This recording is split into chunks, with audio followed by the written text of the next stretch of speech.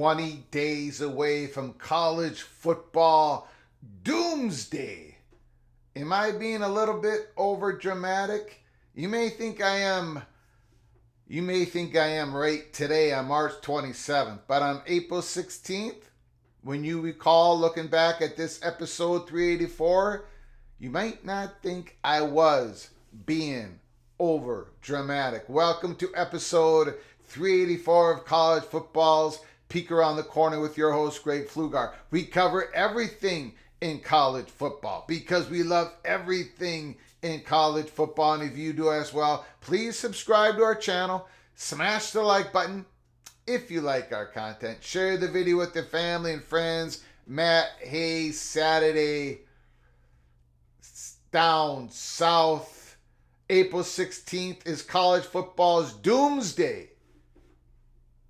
Brace yourself accordingly. We have a link provided in the description box. You can read the whole article yourself. Matt Hayes laying it down, and he is absolutely correct. We're gonna run into a whole bunch of chaos here. Imagine a handful of NCAA employees standing around a fire hydrant, believing in clean, fresh water is the only way to wash away the sins of the past. This writing is very good by Mr. Matt Hayes. So they crank open that hydrant and the rush of water bursting with new life after lying dormant for more than 100 years, screams from its purgatory, reaching and flooding everything in sight. And now they can't turn it off. It's just a really stupid system. Ole Miss coach Lane Kiffin said, "Hang tight, bud. More stupid is right around the corner." Here at College Football's Peek Around the Corner. The spring transfer portal opens up April 16th, 20 days away from Doomsday. And because the NCAA lost 2 critical court cases in the past 4 months, college football is on the verge of complete chaos. Complete and utter chaos. Because of after those 2 losses in court, there are no restrictions on the formation and foundation of NIL deals. No restrictions on player movement. No restrictions at all. There is no guardrails in college football. Translation, when April 16th arrives, 20 days away from Doomsday, anyone can pay any player any amount of money. Any player can freely transfer to any school, no matter how many times he has previously transferred. A football player can accept one NIL deal, go somewhere, go to the next place, go to the next place. Whoever offers him the better deal, he can keep transferring. There's no contract signed. At this point in time on March 27th, there is nothing prohibiting the player from transferring multiple times. No cash restrictions, no inducement restrictions. Back to the article.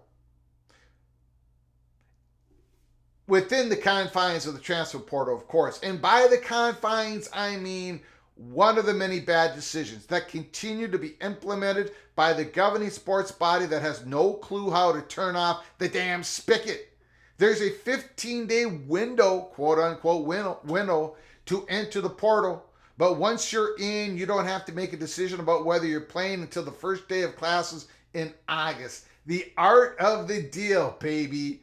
And if you think that's stupid, and most certainly is, wait until teams and coaches desperate to win big or save their jobs begin tampering with other rosters. Throw huge NIL deals that impact players to get them to flip.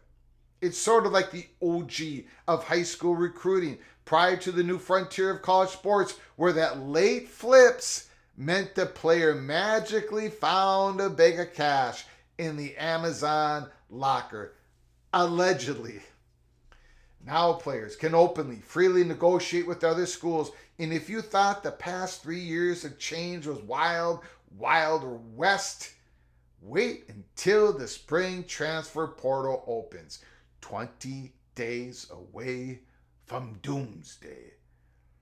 I would say blatant cheating, an SEC coach told Saturday Down South. But there's no such thing as cheating anymore. There are no rules. Beginning April 16th, 20 days away from Doomsday. There will be, in the parlance of NFL free agency, legal tampering until the beginning of the 2024 season because there are no NCAA rules governing tampering. The last thing the NCAA wants to do is try to legislate it because it will lose in the court again. NCAA has no legitimacy in the courts. Remember that. So unhappy players, or just players who want a better financial deal, can shop themselves to the highest bidder as long as they can academically move from one school to another and classes they've taken can transfer and they're on track to graduate and stay eligible because, you know, a school has to have standards after all. Look, players earning off their name, image, and likeness isn't the problem. Unlimited free player movement is. That is a problem. You don't have that in professional leagues. You cannot have that in college football. We need binding contracts. We need collective bargaining agreements between the players and the schools and conferences. We saw the beginnings of this movement in January when former Alabama offensive tackle Caden Proctor left the Tide for Iowa, signed an NIL deal to play for the Hawkeyes. He rolled in classes.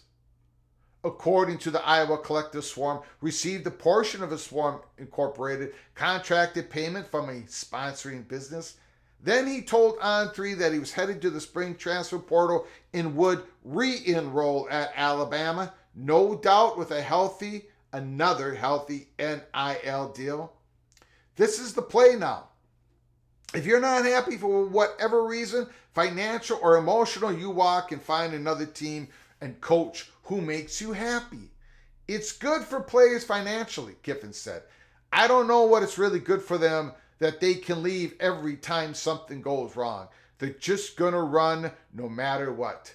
But instead of proactively finding a way to control the looming storm, the NCAA doubles down with more reactive moves that will eventually lead to more problems. The latest idea is unlimited coaching staffs.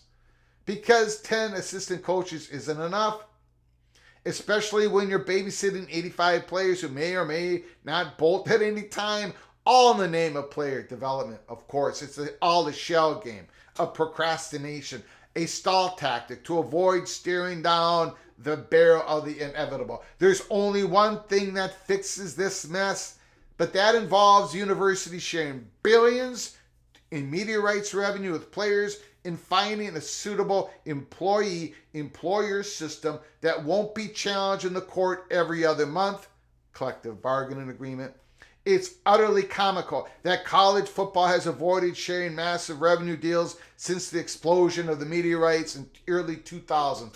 But instead of proactively doing the hard work to develop a logical and coherent system that includes collective bargaining, we'll just keep reacting to the latest fire. I can see the NCAA's latest reactive move now. Players who sign an NIL deal with a school must play for that school for at least one season. Yeah, that won't lose in court either. It will. It will because, again, NCAA has no legitimacy.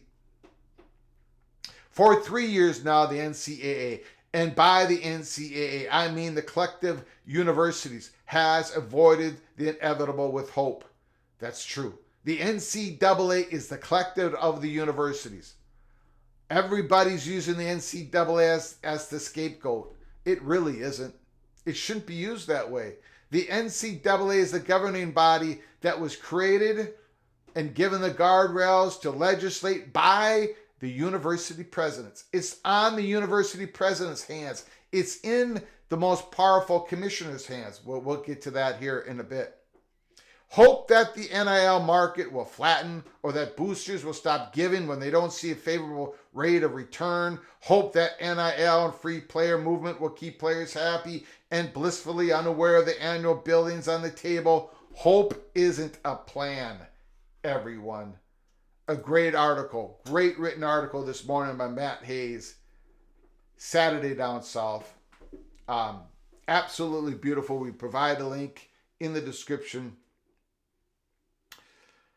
Look, we've been saying since episode 1, our manifesto episode here, we're not even 2 years old on this YouTube channel, but we said it in episode 1. We are now at episode, what is this, 384? episode we said the student athletes are going to have to get higher compensation by direct payments from the schools and conferences, and there has to be a collective bargaining agreement. And it hasn't happened yet. Look, this is one of the reasons, just one, but the big one, why I'm just not. I get Big Ten fans and SEC fans upset every time I say this, but the Big Ten and the SEC making all the rules now, have all the power, economic power, voting power. The commissioners, they still don't talk about this. And I know people say, well, Greg, they can't really talk about this in public because there's other things going on in the background. I say, baloney. They're spending all their time in Congress looking for a carve out this, carve out that. We need real leadership from Tony Petitti and Greg Sankey. The time has come. Get it done.